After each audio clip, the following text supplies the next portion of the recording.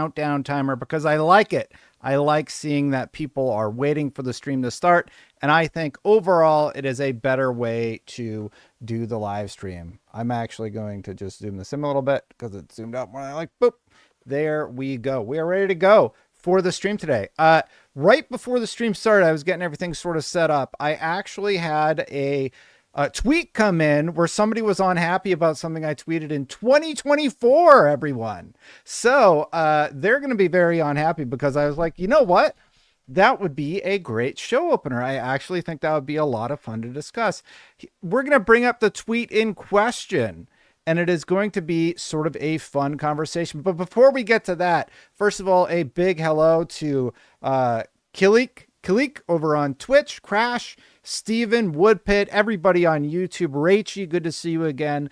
Good to see everyone. I'm going to do my best to bring the energy on these streams. I know I've been pretty tired lately. I've been running again lately. That's giving me a little bit more energy, and that has really, give me a little bit more oomph in my steps. So hopefully you see a little bit more increased energy in the coming days. It has been a lot has been going on. Obviously over the last several months, getting rocked by the YouTube algorithm. Yeah, I guess I can sort of add to the mix. I've been talking about that since August, but obviously the channel has been completely rocked by the YouTube algorithm. So I am just going to focus on making better content, in my opinion, and just ride it out. That's what my plan is to do for the near future. And I think I'm happy about that. I'm totally happy about that. And I hope you'll join me along. How can you help? Well, if you're watching, the best way to help, if you do like watching these videos, like even if you like trolling me half the time, at least hit the like button. Do something to interact, leave a comment in chat, subscribe.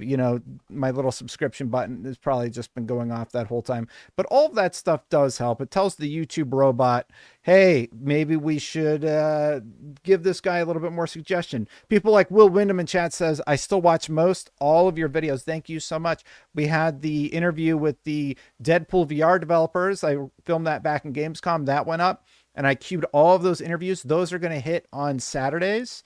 And obviously that would be great. Yeah, Alex got hit. Everybody sort of got hit. You don't know if you're going to release the best video you've ever made or the lowest performing video you've ever posted on your channel ever. So YouTube's just sort of a mixed bag right now. Thank you so much, everybody, for the support. Just continuing to watch, interacting with the videos. I do greatly appreciate it. Now, let's talk about this tweet that I got. Okay, so apparently one of my tweets from September 10th, 2024 has been going viral. I've been less active on social media lately, but this came to my attention. This person said, hey, are you going to update this or question? The tweet he's referencing has 1.8 million impressions. That is crazy. And this response is from Game Tight Troublelot. He is a PlayStation alumni. Hashtag hardcore gamer. Long live Trublock. I'm not familiar what Trublock is, but obviously a big PlayStation fan. And I said, bro, if you're trying to own people for tweets that are a year old, you need to put the phone down. And then I looked and I'm like, oh my God, what's going on with this tweet? It has 1.6 million views and it's from September 10th, 2024. It's pronounced Trublock. I don't know what it is. I have no idea what that is. I don't know if it's an offensive or an inclusive, I don't know anything about it. So I don't know what Trublock is. Let's talk about this tweet in question. So I said back in September 10th, 2024, if you want a game today, you can play on PC for $1,000, PS5 Pro for $700, PS5 for $449, Xbox Series X for $449, a Steam Deck for $349, an Xbox Series S for $299, the Switch for $254, and the Switch Lite for $165. So this gentleman asked me to update my little sheet here. he is not going to like the update. Let me tell you that right now. Obviously, you know, I don't mean to read the tea leaves here, but he says he's a PlayStation alum. So I'm imagining that he's unhappy that I said, you know, PC might be a good value proposition if you're considering a PlayStation 5 Pro. And I said, and let's be honest, in this original tweet back in 2024, you get a pretty damn good PC for much less than 500. So let's update this for 2025. We're going to do this live, everybody. So if you want a game today in 2025, you can play on PC. We're going to update these prices. PS5 Pro, PS5, Xbox Series X, and we'll reorganize this in a second. Steam Deck $349, Xbox Series S $299, the Switch $254, the Switch Lite. And I said the PS5 Pro certainly stands out here for all the wrong reasons. Boy, do I have a spoiler warning for you. If you're part of the reason that this tweet went viral, I don't think you're going to like the results here. Obviously, we know that the PlayStation 5 console, this is at Walmart.com. Walmart is a popular retailer here in the States. $749.99, as you know. You don't get the stand. We're going to round it up that 1 penny, everybody, and we are going to say that is $750. The PlayStation 5, how much is the cheapest PlayStation 5? PS5 console. We'll use Best Buy. Oh, I'm sorry. I was on BestBuy.com. It's available at all the retailers. So the PlayStation 5 Slim Digital console is now $499.99. So I actually put it away because I barely ever use it. But the PlayStation 5 Slim console, it's $499. So that has increased in value also. So we can go over to my updated tweet. Remember, they asked me to do this. I am at your whimsy. I am at your whimsy. So that's $500, right? $499.99. I don't want to get anything wrong here. We have the updated Xbox prices. Let's see what that Xbox Series X Digital $599. Oof, that is brutal. So Xbox now goes above PlayStation. We'll round that up also. So $600. Jeez. So got to give the edge to the base PlayStation 5 there. The PlayStation 5 Digital, it was always a good deal. That's the one that I got when I went independent because you got it with like 1,000 Fortnite V-Bucks or whatever. It was like very cheap. So if you're not into the Pro, I do think that the base PlayStation 5, it is a great bundle. Make no mistake. The Steam Deck. Now, I actually haven't looked this up. Let's actually go look at the Steam Deck. Let's go see how much like the official website, because sometimes they do refurbished and you can get them dirt cheap. So here we go. We're on the official Steam page for the Steam Deck. $399 is the price. Do they have any refurbs available? Because sometimes if you scroll down, they'll have refurbished. So I don't see any refurbished units today. If that's on another page, let me know, but we'll say it's $399, $349. We'll say it's $400 now for the Steam Deck. The Series S, also not going to be a good update for Xbox. The cheapest one is $400. Like I said, you guys, you could have invested in the S&P 500. You could have invested in gold bars, or you could have bought an Xbox Series S and an Xbox Series X, and your rate of return would have been looking pretty nice right about now. The Series S coming in for the lowest SKU, the same price as the Steam Deck. Now I have a question for chat. If you are watching live, I try and stream every Sunday. The time is random because I am a dad. We're going to kick it over to the chat and ask chat, should I include the old Switch models or should I include the Switch and Switch Lite? Like what should we do here? Should we do a Switch 2? Maybe we ditch. Maybe we do the cheapest Switch unit and we do the Switch 2. How about that? Because Switch 2, we'll do Switch 2 and we will do the cheapest Switch unit. And I think the cheapest Switch 2, it's $449. So $450. That bumps it above those two. All right, so that's where you're at in the pricing structure. And then what should we do for the base Switch? So here's where we're at. So if you want a game today in 2025, and I'll say, what's the month? September 2025. You can play on PC, PS5 Pro, Xbox price is updated, base PS5 is updated, Switch to Steam Deck, Xbox Series S, Switch Lite. I think we just don't Switch OLED. Chat's saying Switch OLED. Let's just look up Nintendo Switch, and we'll just go to like some big retailer. What's the Lite? Can you even get the Lite version? It's still $159. Is this a refurb? Is this a refurbished? Nope, this is not refurbished. It's just a Switch Lite for 160 bucks. So the Switch Lite went down. The Switch Lite reduced their price $5. It's pre-owned, was it?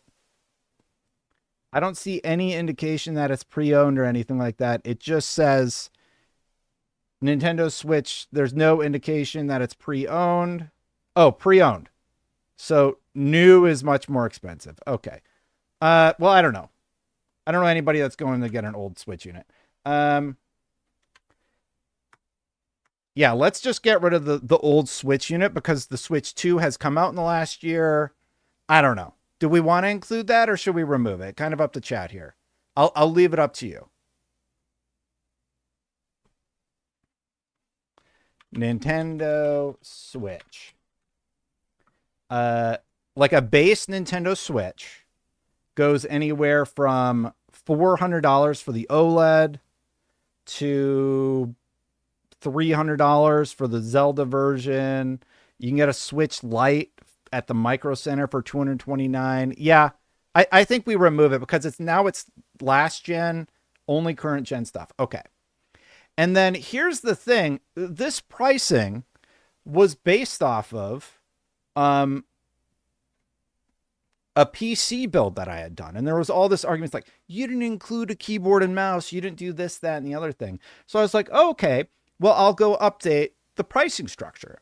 Now, for the most part, it was determined that the Radeon RX 7700 XT was as close as you could get in terms of performance to the PlayStation 5 Pro. There were features in the 4070 that the PlayStation 5 Pro had, but you are blasting the PlayStation 5 Pro out of the water if you go make a jump to the 4070 SKU. So here's the thing. That lower price point of I want to spoil it for you right now. It's not looking good for this guy who I imagine was like trying, like, I don't know if like an own, I don't know what's going on right now. Here's the pricing of the same build, the exact same build today. It's coming in at $771.76. I know. I thought that it would be higher also. The same build for a PC equivalent to a PlayStation 5 Pro is marginally more expensive now than the PlayStation 5 Pro because of the price increases. This is the same build I used when I did my original video or my original post. This is with the 7070. Here, I'll just show you the parts really quick. It has the 5600 XT. It has a good cooler. It's got the ASRock. I don't know how to say it properly, but a decent motherboard. I actually updated the RAM because that's better RAM than what I had before. It's still got that 2 terabyte PCIe 4.0. It's got the RX 7700 XT, and they're all around $300 to $400. It's just a micro ATX mini tower case. It's a very nice tower case. It has the most reviews, like 5 stars on PC Part Picker. and then a 500 watt Thermalake 80 plus certified ATX power supply unit. So place PC experts, if I missed anything in there, then yeah, let me know and we'll add it. But honestly, a PC, I'm just going to add taxes and everything. I'm going to update it. And I'm going to say you can get a good PC in 2025 for about $800 if you're building it from scratch. But Destin, I don't want to build it from scratch. I don't want to do any of that work. Totally understand where you're coming from. How about this build on Walmart.com, pre-built with the AMD Ryzen 7 8700F and the Radeon RX 7700 XT. That one is $1,000.99. So if you're looking at a pre-built, and that comes with the keyboard and mouse, everybody's like, you got to have the keyboard and mouse. It doesn't count if you don't have the keyboard and mouse, but it does sacrifice 1 terabyte. You could probably get a garbage device and then just throw in the hard drive. Yeah, you could buy the 2 tera drive. Now you're looking at $1,200. With the 4070, remember, this is the below the PlayStation 5 out of the water build. You're looking at $1,285 with the 4070. The 4070 is vastly overpowered compared to where the PlayStation 5 Pro is. And it's really game dependent whether or not you end up using the features of the 4070. And the 4070 has a plethora more features than the PlayStation 5 Pro does in its base unit. So now that I've gone over all of that, I'm surprised as you are. I went to PC Part Picker thinking like, okay, it's going to be crazy more expensive. Now I can tweet this, or we can keep it at $1,000. But nothing really changed. How do we feel about this tweet? So people are saying, I want you to update this tweet. Most people have a TV though. Illegal not. A lot of people make that argument. But you have to buy a television to use your console. And if you already have a television, you can also use your PC. It's 2025. It's not 1996 anymore, where a TV just won't work with your PC build. Where's the 2 terabyte X? Why are you leaving that out? Because we did the base prices of all the base consoles. I can add the Series X 2 terabyte, but that wasn't in my original documentation. We did the base prices for everything. So the Series S base price is $400. The Steam Deck base price is $400. The Switch 2 base price is $450. Diablo is saying, how convenient. That's what I did in the original tweet. I want to give every console, PlayStation included, the best opportunity to look good as it possibly can. And the base PlayStation 5, I think this is a great value, personally. Dead serious. That's the one I bought when I went independent. I think the base PlayStation 5 is really slick. It's coming in at the right price point. I think Xbox is shooting themselves in the foot at that $600 price point. I don't know why anybody would do that unless they do some drastic update with the OS. How are we feeling about this tweet? Somebody pointed out, hey, Destin, the majority of PC parts are exempt from Trump's tariffs. Consoles are not. That explains why the PC build was about $800. I don't know. Like, I want to leave myself some overhead here, but you can build a very good PC comparable to where the Pro is for $800. This is what I'm going to put out. I'm posting it. There. That guy wanted an update. I'll take another 1.6 million views on a tweet. It's misleading, though. The Pro is 2 terabyte. The PC build has a 2 terabyte drive in it. I'm not trying to compare. There's no Xbox Pro. There is an Xbox with a 2 terabyte drive in it. But the base Xbox price, I don't understand. You just want the Xbox to look worse, Diablo, to for some reason. And I'm not doing anything to make the PlayStation look worse. I'm just updating the prices on the chart. Destin, help me understand. If I buy Borderlands 4 on my Xbox, I can't play it on the Xbox ROG Ally X. I actually don't know. I don't know how that works. I haven't looked into it. I think you would buy it on Xbox for PC, or you would buy it on Steam. I don't know. I don't know how that works. It's yes. Okay. I'll tell you what, Diablo, show me your Twitter account and I'll show you like, what do you chat? Do I need to add the 2 terabyte Xbox console? Am I being misleading by using the base unit for every platform? Why would I use the Why would I use the base unit for every single platform except for Xbox?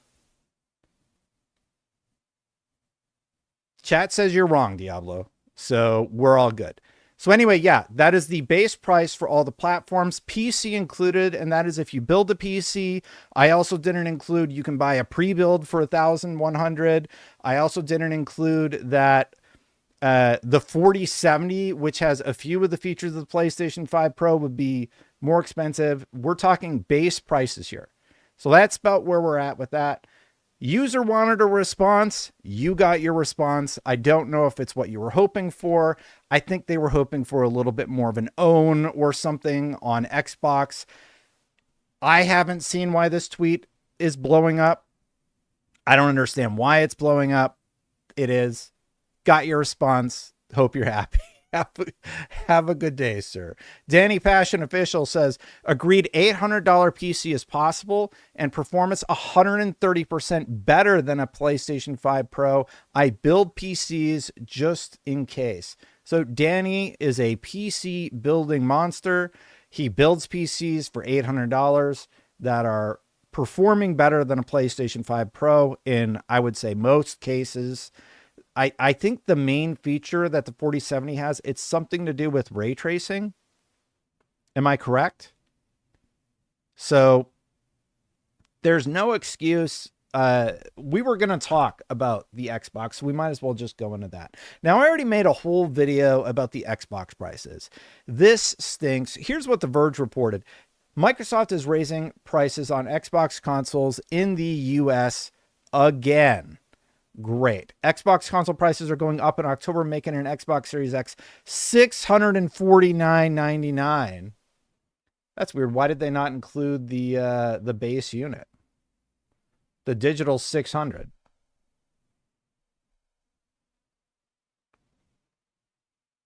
Yeah, the digital 600, which is $100 more than a PlayStation 5. You know what? If somebody asked me right now, just thinking this out for a second, if a friend came to me, just a random person, and they said, should I get the Xbox Digital, which is $600, or should I get a base PlayStation 5 Pro?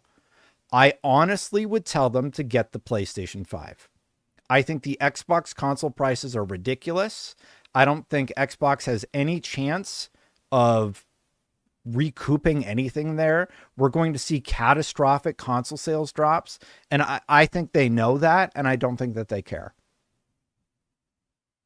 Bob Joe says, Destin is a damage control Xbox spokesperson for Daddy Phil Spencer as I'm recommending a PlayStation 5.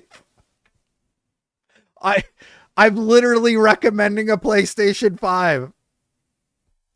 Also, you can get all the Xbox games on that base PlayStation 5, or at least a lot of the good ones. And I think we're going to see more of that coming in the near future.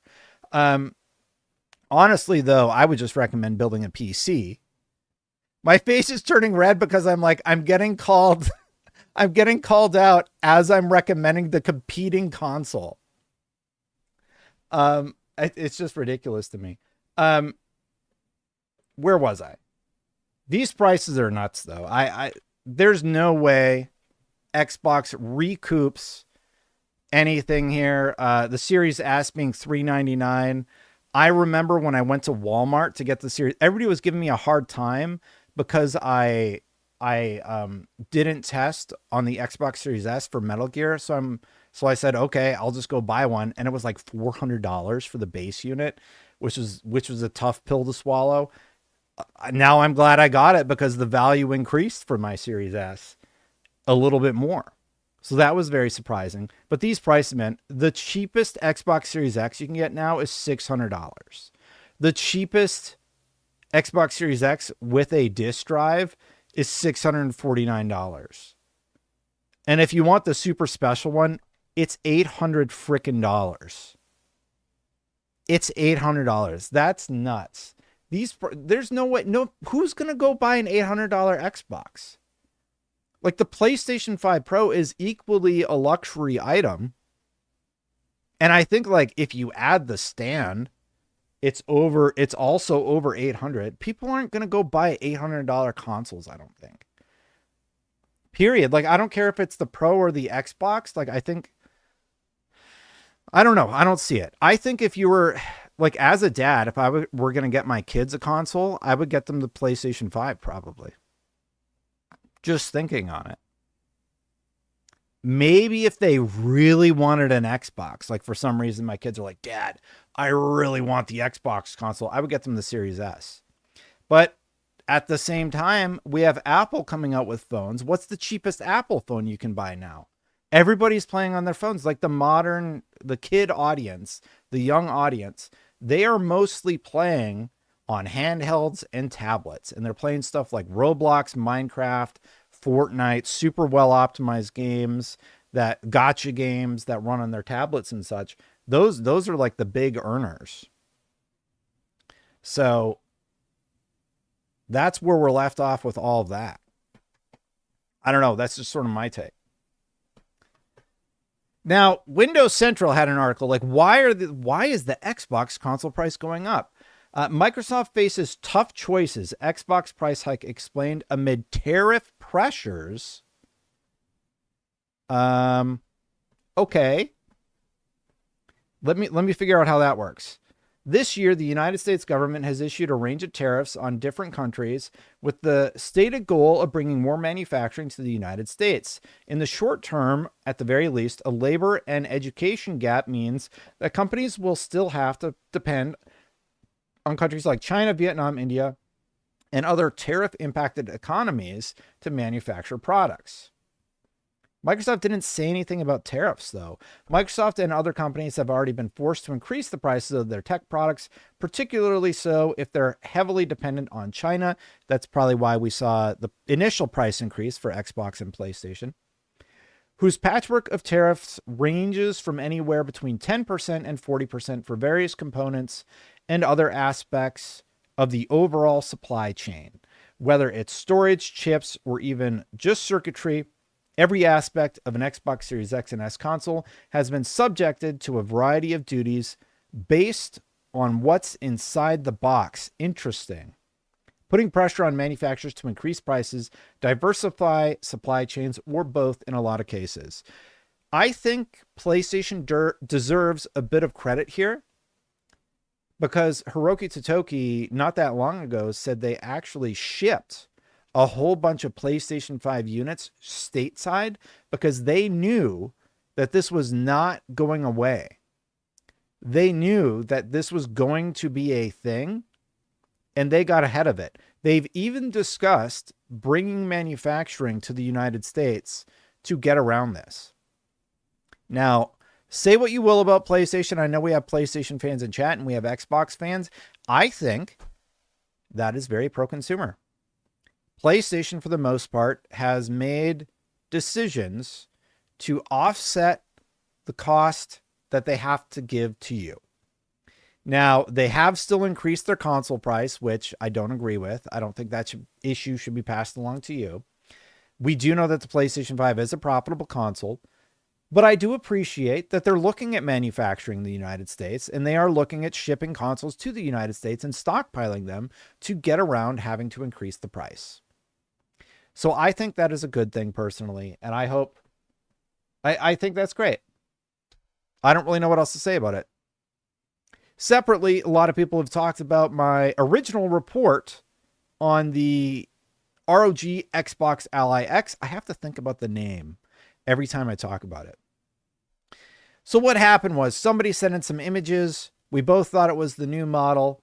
And I'm like, okay, I always want to like call and just make sure I like have a secondary source or just make sure my head's in the right place. I called Best Buy customer support. They took some time. They looked in the back end and they're like, oh, you're talking about the unit coming out in October, right? Here are the prices. And they told me the price of the ROG Xbox Ally X and the ROG Xbox Ally. The prices in that original report are what that person told me on the phone. It is what it is. That's what I had to work with at the time. Since then, I also had another person email in a tip saying, hey, PB Tech is also selling consoles. It says ASUS ROG Xbox Ally 7-inch, $10,099. These are New Zealand dollars. And if you take, what is it, the $10,099, that's $644.13. That's actually $100 more than what the Best Buy guy told me in US dollars, from New Zealand dollars to US dollars. And the tip that I was sent in for the Ally X 7-inch was $1,799, which is, oh my goodness. Okay, this is the base unit. So this is the one currently available. It's actually cheaper than it is in the States. This is the $1,799, which is $1,054.41. I don't think Xbox knows what the hell they want to price the thing yet. Given the fact that they just literally yesterday increased the price of their consoles, I don't know what the hell they're doing. The Best Buy guy still told me what the Best Buy guy said. Best Buy came up with a comment, but they only commented about the pictures. They didn't comment about what I was actually told. So it is what it is. I take the L on the photos, but I called them and they gave me the prices. So I was sort of like, I was in an awkward spot. Do I pull the full report or do I do an update? And I opted to do the update. So it is what it is. I really just want them to come out at this point and announce whatever the price is going to be. I want to know, just as much as you do, an official statement about how much this price is going to be. Because I don't know. Continuing in Xbox land stories, Minasato Kato's promotion marks a new era for Xbox in Asia after transforming Japan's market. Microsoft's Asian expansion targets emerging markets amid changing gaming dynamics. We have seen a lot of cool video games come out of the Asian markets as of late. In a pivotal move for Xbox's growth, Mina Sato has ascended to managing director of Xbox Asia, aiming to transform the gaming landscape in Japan and beyond as Microsoft seeks to bridge gaps with elusive local publishers in emerging markets. Historically, Xbox has struggled incredibly hard in Japan. That was until 2023. In 2023, Microsoft appointed former PlayStation exec Mina Sato to lead the charge rebuilding Xbox's footprint in Japan, which remains one of the world's most lucrative and important gaming markets. Japanese publishers of all shapes and sizes have been finding increasing success both at home and in the West, thanks to new franchises like Elden Ring and big staples like Resident Evil. They've seen success there. That is great news. Congratulations to that team. And congratulations to this promotion here. There is a quote later in the article that says, "I will be at TGS in my new position as Managing Director, Xbox Asia, hoping to see many friends from across the world in Tokyo next week." Minasato Kato is now Managing Director not just of Xbox Japan, but all of Xbox Asia. There's an absolute mountain of opportunity for Xbox in the region, particularly as PC gaming becomes increasingly prevalent. Steam is poised to become a China-first platform and demography, and Xbox PC has solidified its place as the second-place PC gaming storefront thanks to PC Game Pass. Wow. I didn't know about that. Danny says, "I'm updating my ROG Ally X to the Legion Go." Nice. Yeah. So the Legion Go just talking about handhelds and the popularity, especially as we're talking about Asian markets, it's been really crazy. So the new Legion Go came out. Everybody's talking about it. I've seen that they literally had to say, hey, we can't take any more pre-orders because we've well sold out our pre-order allotment for this particular handheld. I know what you meant, Danny. Thank you for the $2, by the way. Thank you for the tips and the follows and the likes, everybody, by the way. Obviously, channel's been hit by the algo, so if you do like the content, hit the subscribe button, hit the bell, hit the like button if you like the video. I do appreciate you watching. Thank you, everybody. Thanks for watching. And where was I? Totally lost my train of thought. Oh, yeah, a lot of people are buying handhelds. That's great news. Separately, we learned that David Gallagher left Xbox following the initiative closure. As we know, the trailer for Perfect Dark was somewhat smoke and mirrors. David Gallagher announced that he is leaving, I believe, on LinkedIn. I leave with nothing but pride in what we accomplished together and excitement for what's next, said the former studio head. Gallagher announced his departure from Xbox in a LinkedIn post published on September 15th, 2025.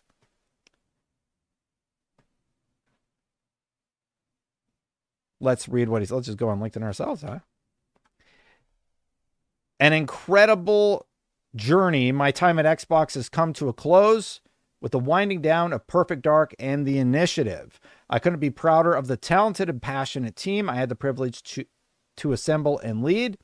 Together, we set out to reimagine an iconic franchise and poured creativity, craft, and dedication into every step of the way. The public reception and excitement for what we're building has been inspiring.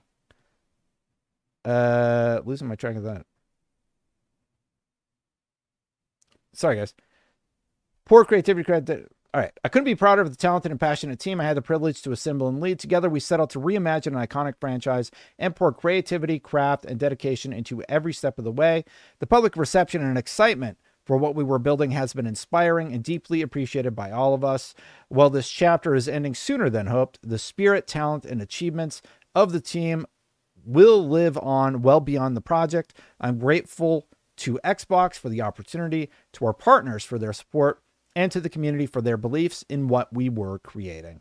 I leave with nothing but pride in what we accomplished together and excitement for what's next, both for myself and for the amazing developers I was fortunate enough to work with. Here's to new adventures and celebrating the journey we've shared. So big congratulations to Daryl Gallagher for leaving on a positive note. It is nice to see. In 2020, Games Industry says, the initiative announced its debut project, a reboot of Perfect Dark, being co-developed with Crystal Dynamics, where Gallagher had been the studio head for over a decade.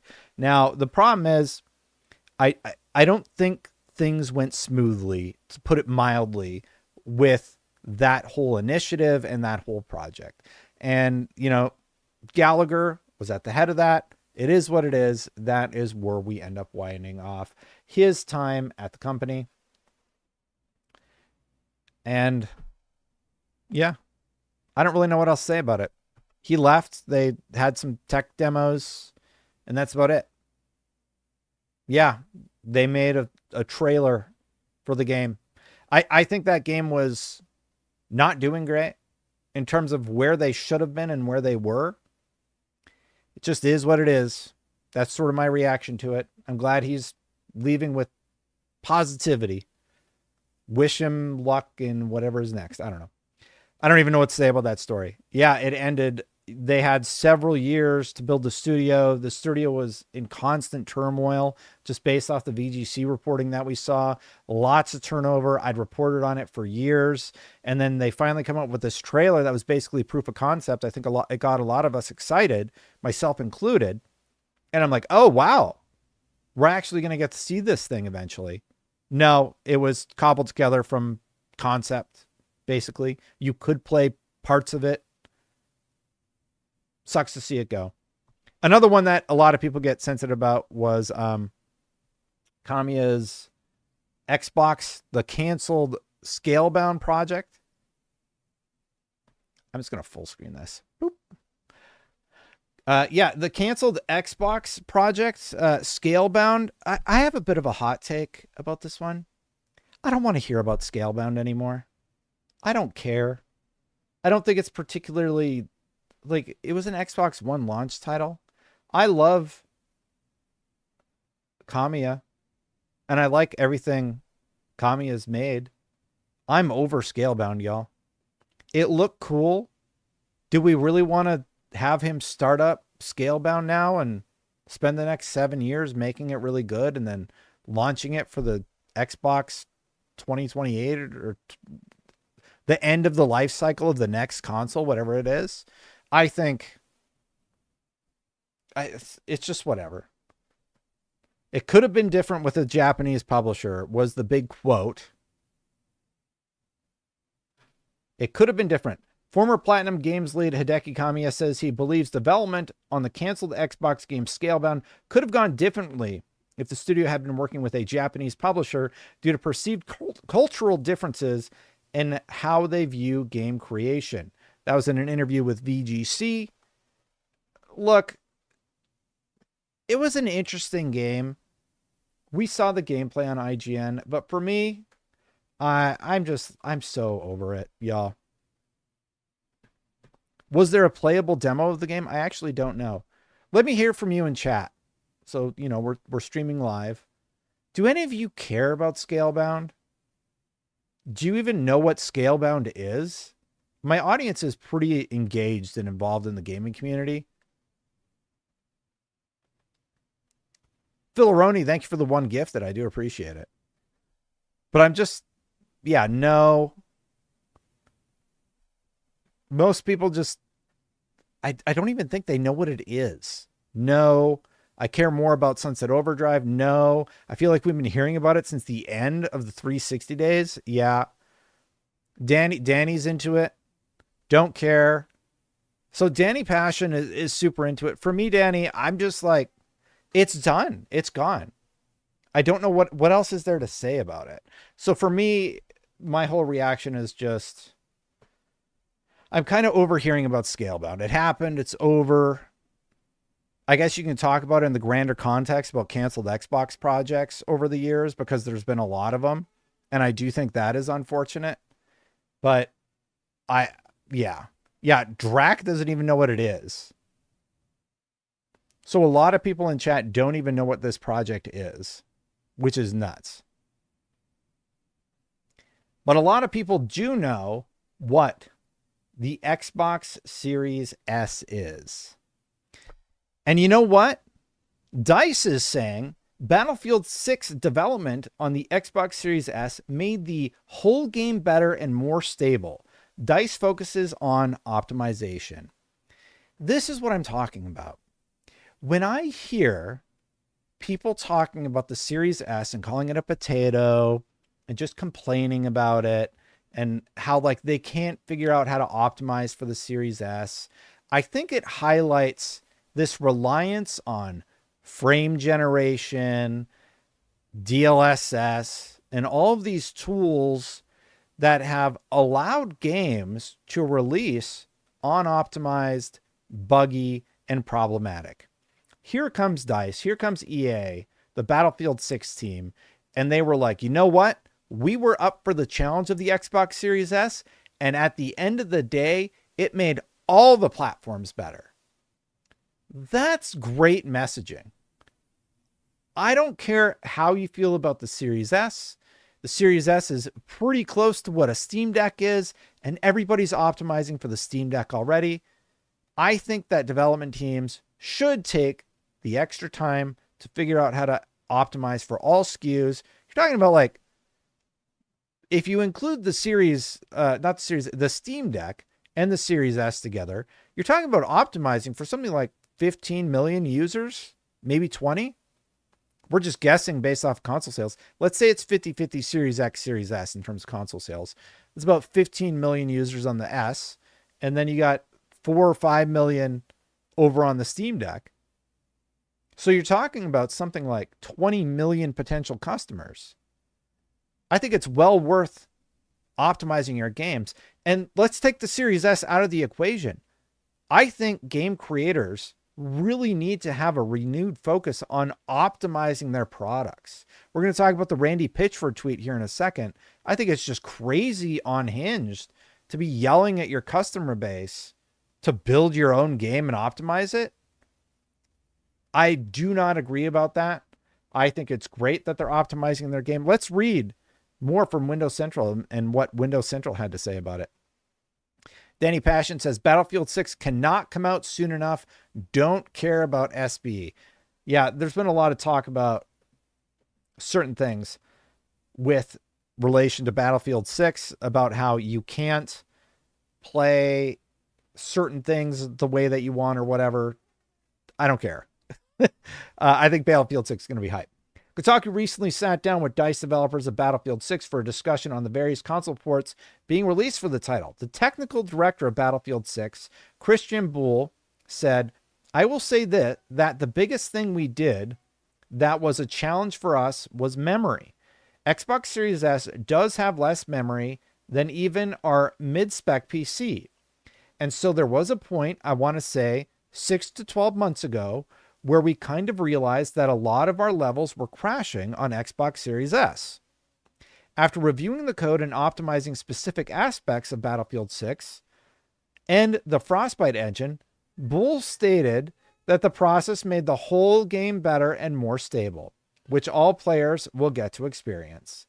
In my own playtime, Battlefield 6 was one of the best running AAA titles I've seen in recent years. Having played on both Xbox and PC, I was surprised at how well Battlefield 6 ran. Considering it was months away from release, I guess we get to thank the Xbox Series S. Bull would continue, we're doing so much testing. We were collecting all this data once we kind of started running all our levels through it and were able to see where the problems were. After a month or two, we kind of resolved all of our memory issues on the Series S. Wow. They took the time, they optimized it for the Series S, and because of that, it ended up optimizing all of the other platforms. I think that's great. I think that's a really great story, and I do appreciate the Battlefield 6 team coming together and taking the time to actually make sure it's an excellent product on all platforms and on all SKUs for Xbox. Last Xbox story before we move on to some of the other platforms.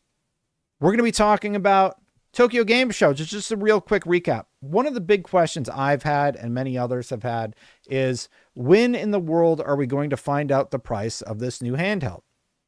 I think it's going to happen at TGS. TGS is like next week. We're thrilled to announce the Xbox Game Show 2025 broadcast on Thursday, September 25th at 7 p.m., 3 a.m. Pacific.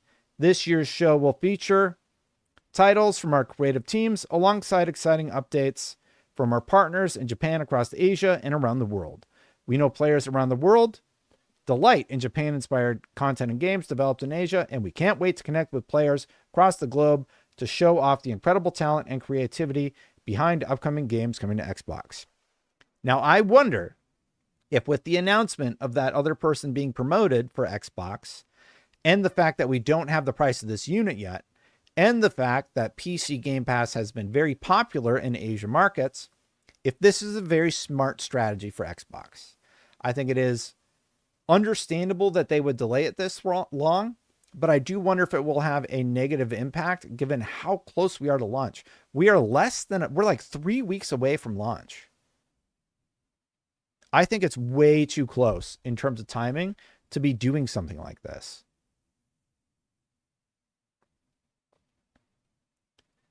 That's my hot take, but overall, I'm glad that they're optimizing and such.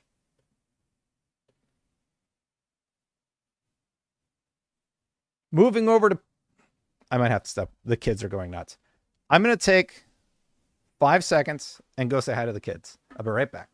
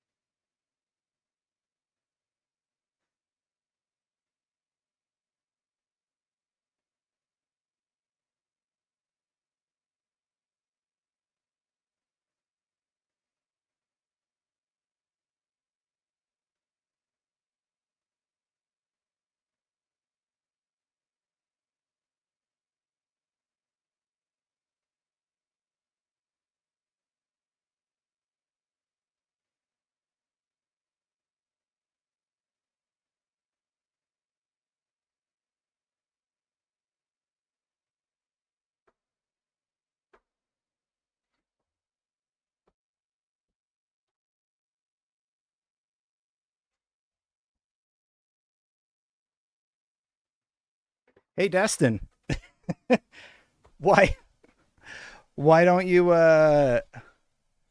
stream more often? Well, sometimes when you're a dad, your kids want to say goodnight and say hi and give you high fives and such. And it makes it tricky, but it happens. And it is very important. Why did Destin start the podcast earlier than usual? I used to want to do this actually at 1 o'clock, which is when Nate goes to a nap. Right there, he was going to do nap time.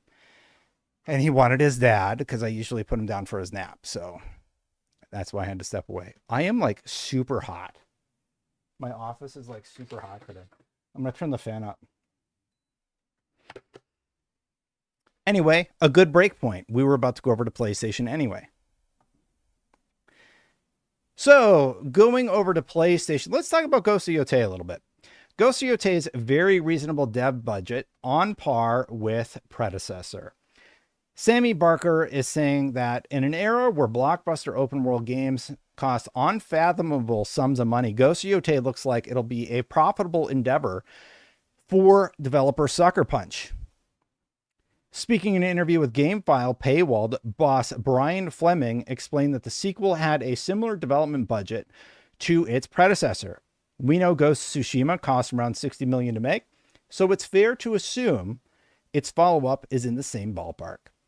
While there is still a lot of money, it means Sucker Punch should have no trouble making its investment back.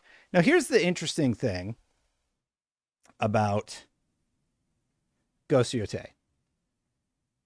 If they've managed to make a sequel for $60 million, that's fantastic. There's been a rampant problem with a lot of game development companies spending too much time on graphics and doing all of this other stuff that's been going on in the games industry, and it's causing their prices to balloon to $200 million like a game. So if this team has managed to come in, not go crazy with expanding, not do anything too nuts, and just keep making great games, this is wonderful. I think it's great, and I hope more companies can look at what Sucker Punch has done and say, maybe we don't need to spend $200 million on our game to recoup sales or whatever.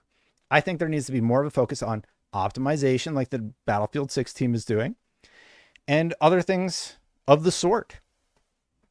So I think it's great that they've managed to do this. Now, chat, I know there is another Ghost of Yotei story that you're probably aware of. Do you want me to talk about that story or no? It's kind of up to you. I'm willing to go into it, but yeah.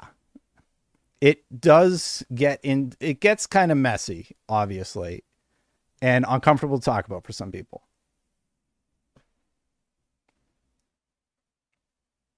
Driftwood with the $9.99 says, they're raising the prices of the consoles, okay, but are we going to get another 5 years, have new games with these consoles? Or are they going to wrap up at the end of 2026? No more new games for Series S and X. No, they're going to make new games, but I don't know that it's going to be,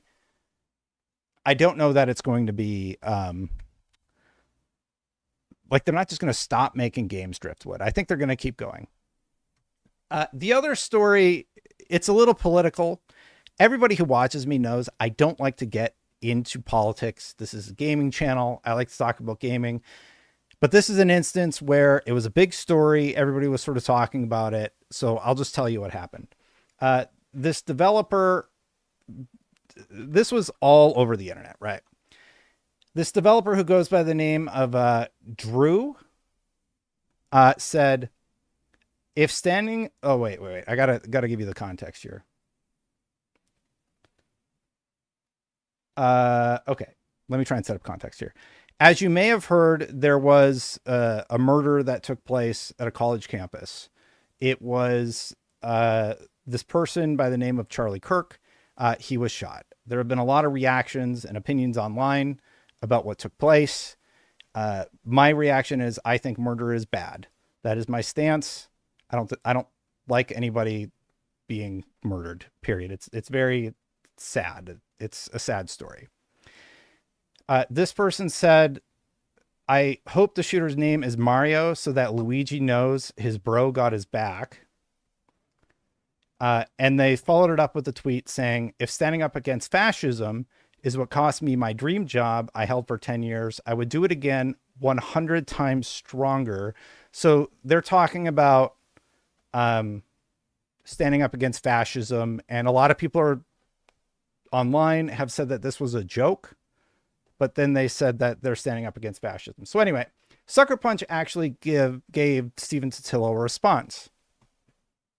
And here's the whole story from Stephen Totilo.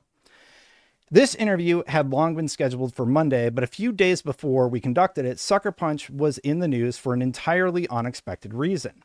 As a result, our interview started with something different.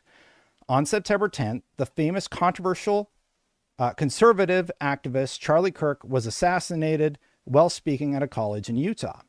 Later that evening, Drew Harrison, an artist with about a decade of experience on staff at Sucker Punch, posted to social media, I hope the shooter's name is Mario so that Luigi knows his bro got his back, a reference also to the alleged killer of a healthcare executive last year. As Kotaku would report, Harrison and Sucker Punch faced an online backlash from the, quote, anti-woke crowd, end quote, or quote, anti-woke, end quote, crowd, angered by Harrison's joke. I don't know if, I guess it was a joke. I don't know. She was soon fired. Days later, responding to a fan's anger at the studio over the incident, she wrote, Sucker Punch is amazing and one of the last few bright, shining lights in the games industry. I still support them and I cannot condone any animosity directed at them. I figured Fleming, and Stephen Totilo interviewed basically the studio head of Sucker Punch, who would be responsible for the termination. I figured Fleming wouldn't talk about the firing, that I'd get a no comment. By September 15th, the political and corporate reaction to people's reactions to Kirk's killing had become a major story, even more the case as the week continued, as it had turned out. I couldn't not ask about it.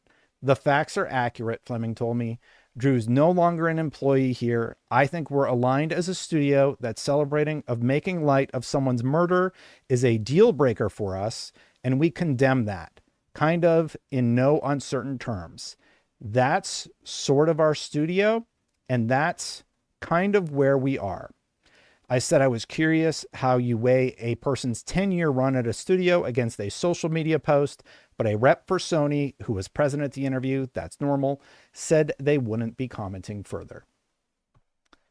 So that's the long and the end of the story with this individual.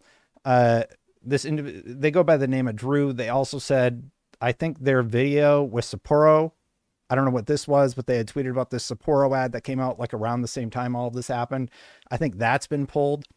So I think a lot of that has unfortunately negatively impacted Goseote. Goseote, for full context, is a game I've been very excited about playing. I did a lot of coverage on IGN for it. And I will just say, I'm very glad that Sucker Punch actually came out and made a statement. There's people who believe that it was wrong what happened to Drew.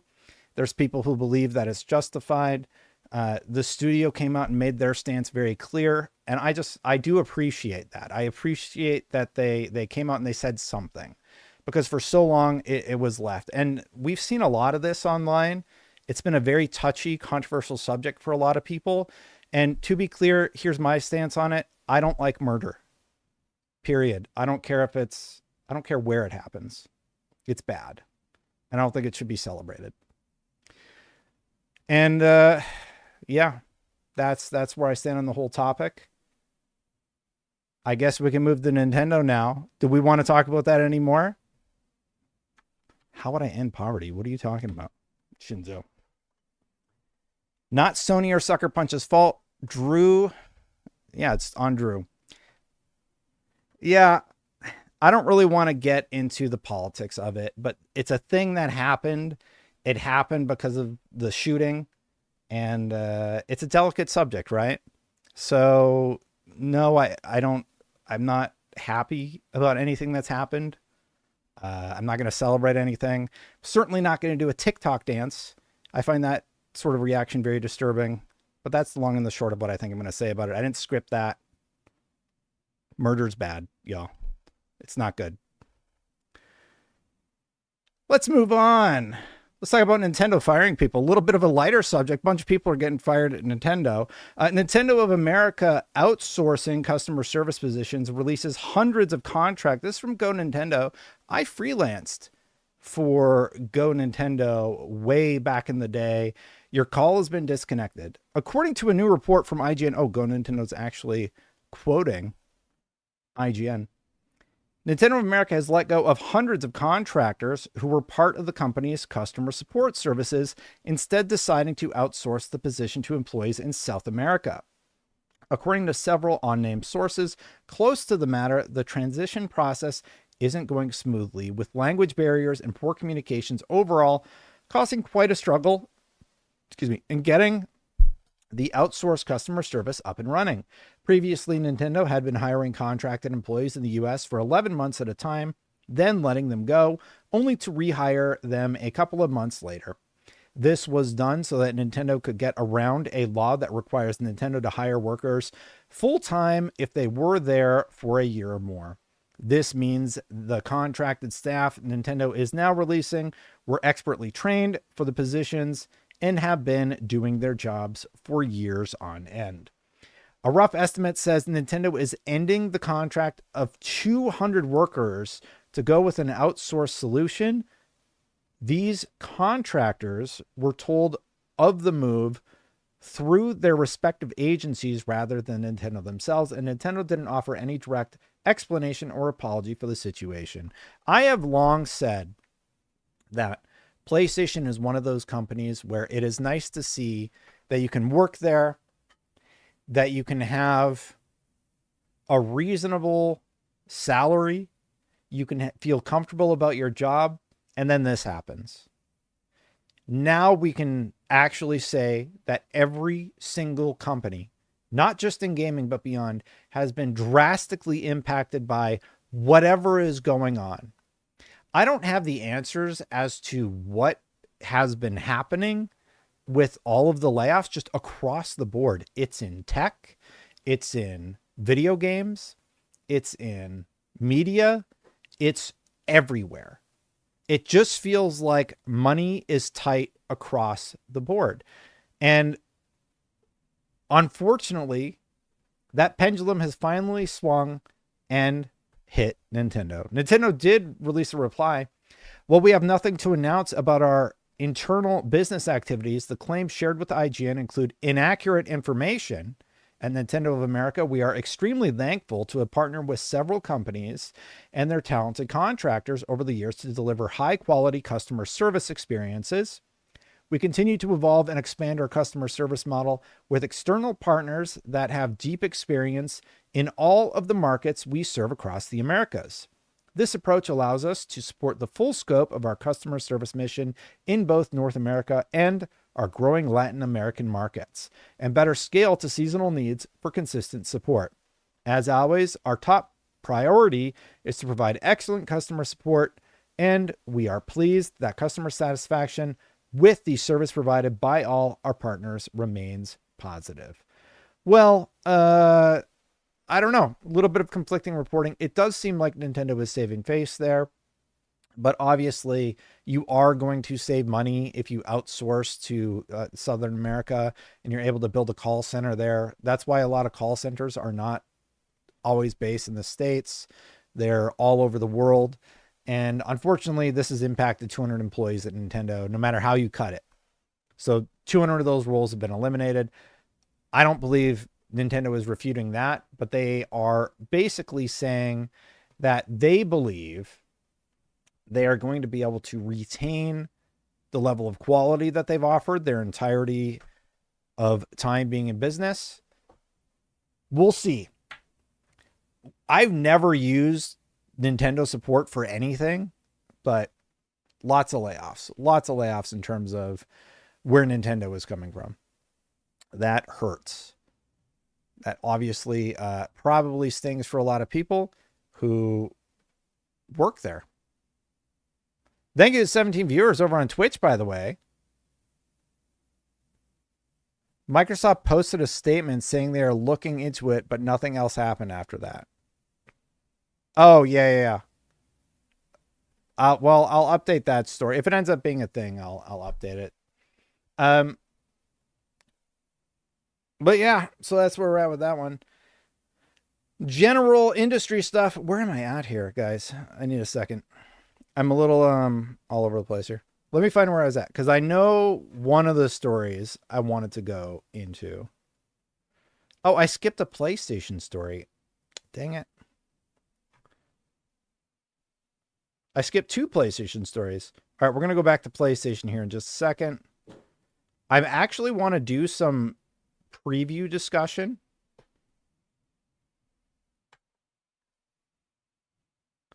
about some of the stuff that I saw at Gamescom. I can close these. Boop. And I actually just did an Xbox, not an Xbox. I did an export for one of the things I want to talk about. Okay. Somebody was teaching me how to play video games. We'll get to that a little bit later. So there were a bunch of games. I never did any coverage for them, and I just really wanted to talk about them. We'll get to that later. Let's go back to the PlayStation stories. Also in PlayStation land, there's been a lot of talk about physical versus digital. As PlayStation physical game sales drop, it's no wonder Sony is pushing digital-only consoles, now 3% of gaming revenue. Sales of physical software accounted for just 3% of PlayStation sales last year, according to Sony's latest corporate report. Considering the company's total gaming division sales in 2024 were 4.670 billion yen, around 31.77 billion by today's conversion, Sony still made around 953 million in physical software sales as a rough estimate. However, that number has dropped from 6% of sales back in 2020. It's no wonder Sony's PS5 consoles are primarily digital only when fewer consumers are buying physical games, even with the option of a disc drive. Or has there been a decline in physical games because of the digital only consoles? And with reports of the PS6 will also be digital only with an optional disc drive, it's a trend that will only be set to continue. Guys, I've been talking about how digital's been a thing forever. If you haven't been paying attention, most people are moving away from physical media. Now, I'm not saying the 3% of you or whatever who are still buying physical PlayStation games or physical Xbox games should just throw your consoles in the garbage, but it is a trend that is going to only continue more and more until I believe physical media is going to be eliminated. Now, the only problem that introduces in my mind is the fact that it means you will have less control over your library. So if they decide that a game is getting delisted, you will no longer be able to access that game. And as more and more games like the Ubisoft racing game that was delisted happen, I think, unfortunately, we're going to see things skew that way. PlayStation's doing great in terms of sales, but physical media, it's just old. It's an old idea. When is the last time you went somewhere and bought a CD of music? Anybody in chat? Has anybody in chat bought a CD of music in the last year? I worked, when I was still in high school, one of my first jobs, and I didn't work there very long. I worked at a CD music store. It was a music store filled full of CDs.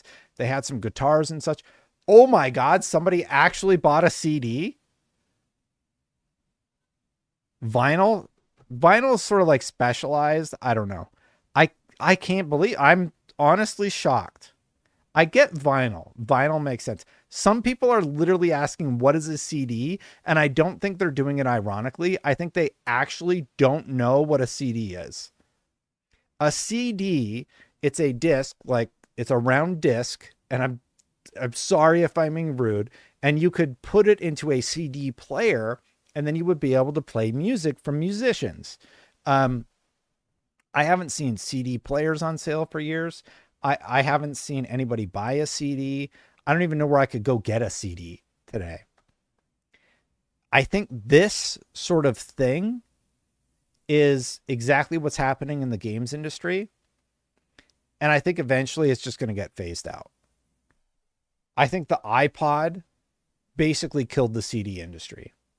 Oh, Bob was joking around. Okay, well, genuinely, my kids don't know what a CD is. They're not going to know what a CD is. So I'm very surprised by this reaction. I didn't think anybody would know. Walmart has CDs. People don't know what a Walkman is.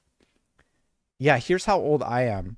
I used to have cassette. Who knows what a cassette tape is? You probably do because you played Metal Gear or something, right? Who actually had a cassette player or an 8-track player? Like, how old's my audience? That's what I'm really asking. So, why would you buy tapes? Pork Bun says I still buy tapes. Is it a joke? Okay, my audience skews older. Illegal Knot says Laserdisc. So I'm really surprised with this. Okay, I guess my argument's not going great. What's a cassette? I know what an 8-track is. Dude, I had an 8-track. Yeah, so my dad in Canada, he had like an old RV or something that we could drive, and it had an 8-track player, and we had like CCR and some of those old rock 8-tracks. That's just what it had in it, and that's what we would pop in and we would play it. Cassettes apparently are making a comeback. That's crazy to me. But anyway, physical media on consoles, it's clearly they're not selling very many physical products versus digital products for these things. And we're down to 3%. I think that in terms of video games, the games are getting so big that you would have to print them across multiple discs, and it is a little archaic for digital delivery on video games anyway. But it is kind of a trip to see chat. Obviously, a lot of you are probably like in your 30s or 40s, so you know what it's talking about. Convenience killed physical media. That's exactly it. I know a lot of you like midnight launches. As I get older, I don't want to leave the house. I don't like to go out very much. Honestly, if I could just stay home, I would just chill at my house, play games when I have the little bit of downtime that I have, and have a good time that way. But I know some of you like that sort of thing, but it's just not for me, you know? And then there was an update with the Tencent Sony story. This was kind of crazy. So Tencent accuses Sony of seeking a monopoly on genre conventions as it responds to Light of Motorom copyright lawsuit. It is an attempt to fence off a well-trodden corner of popular culture and declare it Sony's exclusive domain. Tencent needs to go over to the Nintendo offices and talk to that group because, spoiler warning, everybody, Nintendo's trying to patent like fighting in a like movement in a video game or like basic mechanics that everybody use. Yeah. So for some context, back in July, Sony filed a copyright lawsuit against Tencent. In court papers filed at the time, Sony demanded a jury trial for copyright and trademark infringement and to prevent the imminent release of Tencent's upcoming title, accusing it of ripping off Horizon lead Alloy, deliberately causing numerous game lovers to confuse Light of Motorom as the next game in the Horizon series, with encountering Tencent's promotional gameplay videos and social media accounts. Shortly thereafter, Tencent made several changes to Light of Motorom's Steam page and its promotional art. Look, if you also have the context that Tencent went to Sony saying, we want to do a Horizon game. Sony said no. So Tencent made Light of Motorom anyway. If you have that context, I think it's a little bit more damning. But yeah. So now this update says, Tencent also dismissed Sony's claims its representatives pitched a Horizon mobile game at GDC in 2024. They are saying that didn't happen and states Sony is suing the wrong companies as none of the served defendants develop and market the Light of Motorom video game that Sony alleges infringes its intellectual property in the Horizon franchise. It also claimed that it cannot be sued for a game that has a release window of Q4 2027 and not yet released. I mean, you can sue for copyright infringement if you're trying to make it look exactly like Horizon. This is going to be a really wild case. I think that, I don't know how Tencent wins this, but I bet this gets settled. I would imagine this gets settled. Just sort of one of those wild cases. If you haven't heard about it, just one of those fun ones to talk about, right, everybody?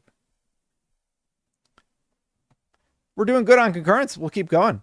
I have a lot of good stuff for you for the rest of the stream. We're going to talk about just general industry stuff that's happened. And I want to talk a little bit about the games that I played during Gamescom, because I have videos. I have 4 games that I played that I didn't really get to talk about, and I thought I would share with you today. But first, let's talk about Borderlands 4 for a second. If you haven't been paying attention, everybody seems to be loving Borderlands 4. They think it's the best Borderlands they've ever played. They're having a lot of fun with the gameplay, the gunplay. It's great. Everything's looking good. There is one small thing that people are taking issue with. They're saying basically, you know, I can't believe how good this game is. But there is one small issue with the game. And I've been playing it a whole bunch also and having a great time. And, you know, the performance is a little bad, though. If I had one critique, I would say the performance could be a little bit stronger. A lot of people pointed that out to the Borderlands team, specifically the CEO. And here's how he responded. Code your own engine and show us how it's done, please. We will be your customer when you pull it off. The people doing it now are clearly dumb and don't know what they're doing. And all the support and recommendations and code and architecture from the world's greatest hardware companies and tech companies working with the world's greatest real-time graphics engine coders don't know what you seem to know, /sarcasm. That's how Randy Pitchford decided to react to people asking about performance in a video game that they love. Everybody has been very, very optimistic about Borderlands 4.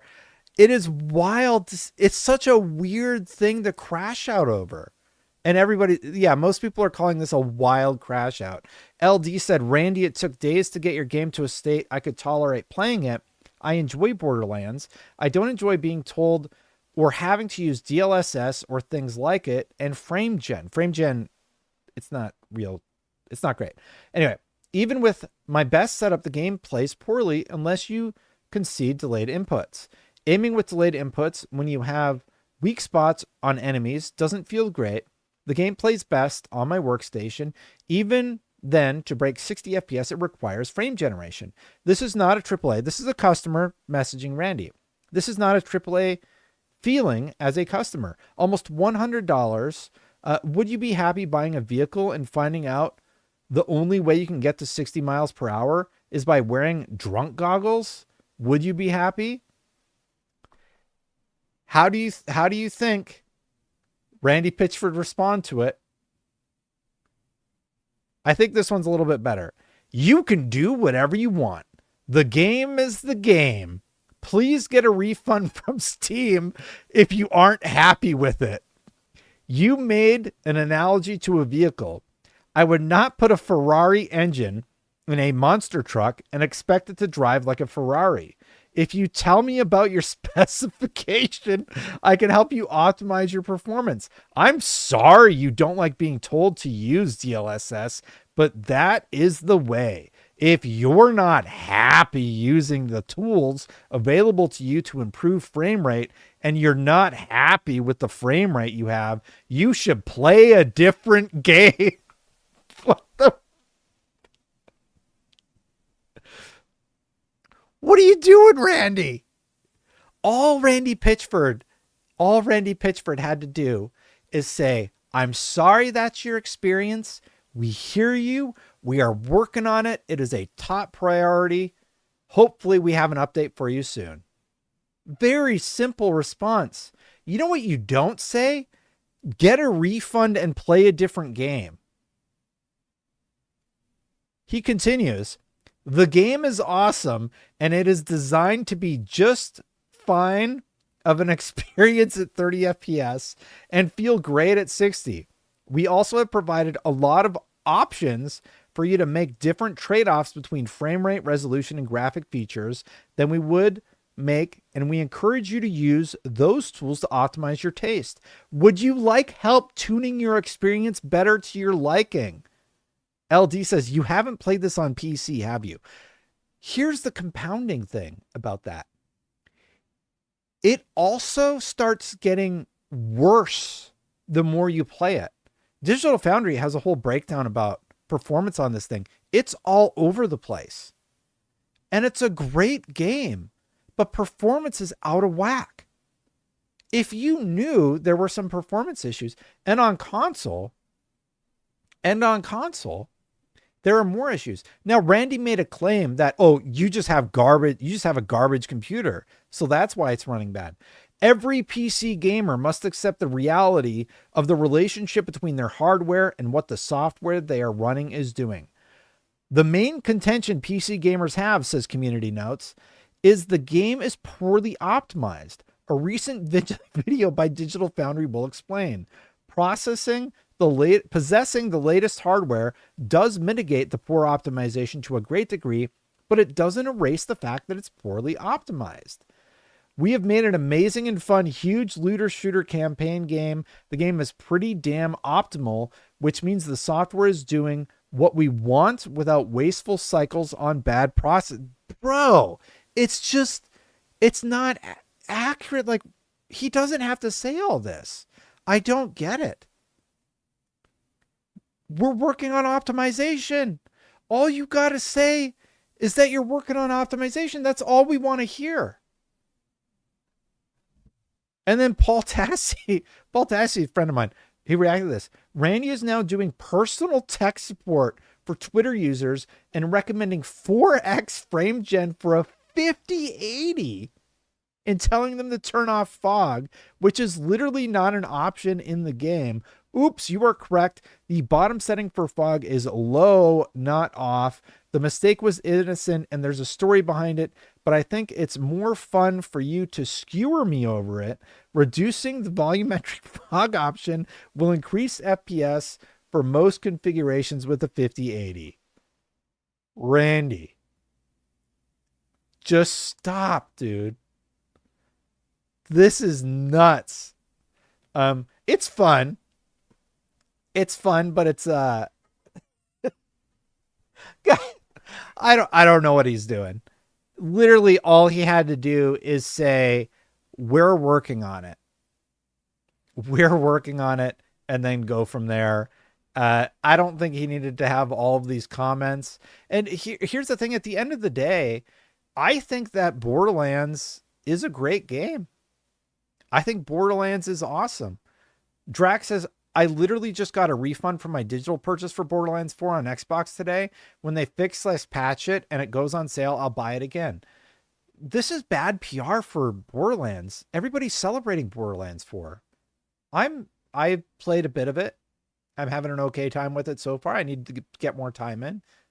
I got another game I'm playing at the same time, but it's just like, you shouldn't have crash outs like that about your business. Like, you're the main guy. There's no reason for it. Just say you're working on it. That's all he had to do. And just like, yeah, we're working on it. The team's taking a look at this. You know, here's some of the stuff that we're looking at right now to improve performance. In the meantime, I just don't get it. Delta, you know why I did the Indiana Jones console? Because it's gold. So it's like we're talking about the price of the console and stuff. So I use the gold plated one. Yeah. So this is Randy Pitchford in a nutshell. We're going to do the Gamescom previews now. So we're going to go into the section where I figured I would just watch the assets that I have and talk about it a little bit. I don't know if we're going to do anything with this, but I haven't really had an opportunity to talk about the games and experiences that I had at Gamescom. The streams have been doing pretty well viewership wise. Thank you for watching, everybody. And if you do like the content, hit that subscribe button. before we get to that, I wanted to revisit Assassin's Creed Shadows just briefly. So one of the things that happened with Assassin's Creed Shadows was they had this clause of Awaji expansion. Discovered the upcoming expansion of Assassin's Creed Shadows. Travel to a new distinctive region, the island of Awaji, a place of mysterious beauty. Reclaim a lost treasure while avoiding the traps and ambushes of deadly new foes. Get legendary bow weapons. So you can use a bow now. That's kind of slick, actually. For Nawe, unlock new skills, gears, ability. Get over 10 hours of additional content. Available September 16th. So this just came out. Has anybody seen the reviews or anything like that? MRC, Gamescom was fun. So I'm going to put in that I'm very old. And then we'll submit it and queue up this trailer. I haven't seen this trailer. Let's see if it's any good. I'm genuinely curious.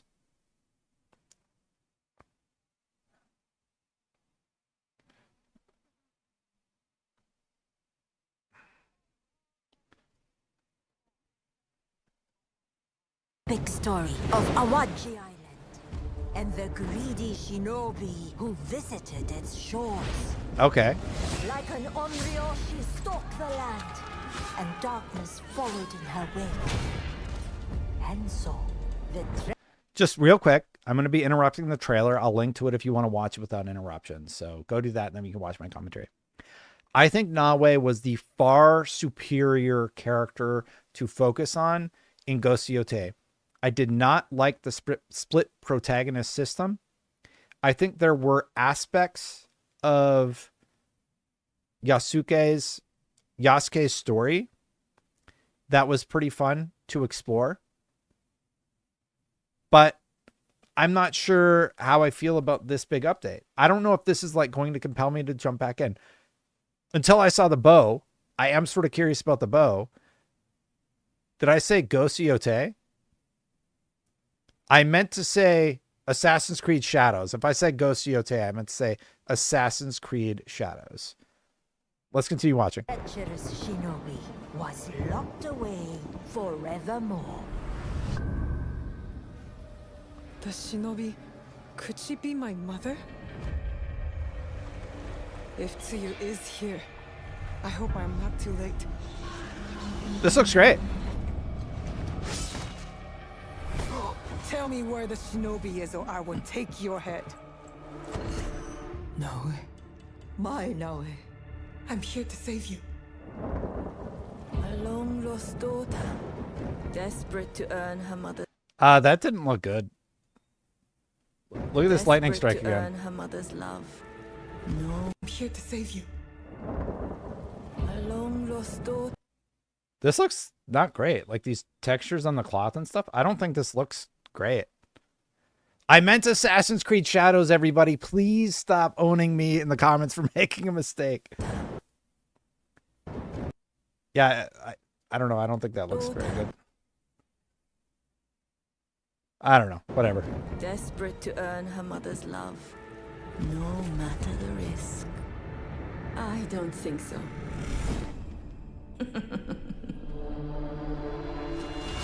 Before the Sanzoku Ippa, Awaji was a paradise. Were we too hard on Assassin's Creed Shadows? And come on, it's so easy to mix them up. They're both obviously like somewhat similar in terms of concept. It's a revenge story. They're both revenge stories. I'm still excited about Yote, sort of. I don't know what's going on with that, but excited about Yote. This is interesting enough that maybe I would go back to Shadows. I think this is great if you were a big fan of Shadows and you were getting back into it. But is this exciting anybody in chat to go back and play Assassin's Creed Shadows at all? Because I know the overall consensus was people who played it seemed to like it. People who didn't play it didn't really seem interested in it at all. I don't know how it did sales-wise, but yeah. But everything changed. Their hold on Awaji is a death grip, nothing less. On this island, you are no longer the hunters. You are the hunted. This was all a trap to learn. Okay, I gotta say this. So look, the cosmetics that they're teasing in here, really, really good. It does seem like a fairly compelling story beat to dive into. I don't know if people are going to be jumping into because of this, but like maybe like a small percentage. And that's sort of the goal of these beats, right? We want to get new players in. Maybe they do some sort of bundle or something. So yeah. Here. More of them are coming. You live up to your legend, which is why I brought an army. I am Fujibayashi Naoe, daughter of Tsuyu. And I am not done yet. Yeah, I'm not going to lie. The bow, if I was a hardcore Shadows player, I would be hyped to check out the bow. I love stuff like that when like a genre does something different with weaponry or adds a cool new dynamic to their game. I personally think that's kind of cool. I think it's just, yeah, it's just the music ad bump. But overall, Assassin's Creed Shadows still kicking along. Apparently it's mixed on Steam. Somebody in chat was saying. I was just sort of curious about this. Like, I'm not doing this for a sponsorship or anything. I was genuinely curious what was going on with Shadows. Because I have heard a lot of people like who were already not into it, they're not going to play it. I played it. I wrote up a whole thing over on Patreon about the problems that I had with it. But at the end of the day, I am kind of hungry to play a game like this again. And maybe I should hop back in. This is a good excuse to do that, right? You know what else I played that I haven't seen a lot of coverage about? Outer Worlds 2. It's been a little bit weird to see the lack of excitement about Outer Worlds 2. Now, this is a game, it's obviously a sequel to something that came out a while ago that has a bit of a niche audience. It's from Obsidian. They came out with Avowed.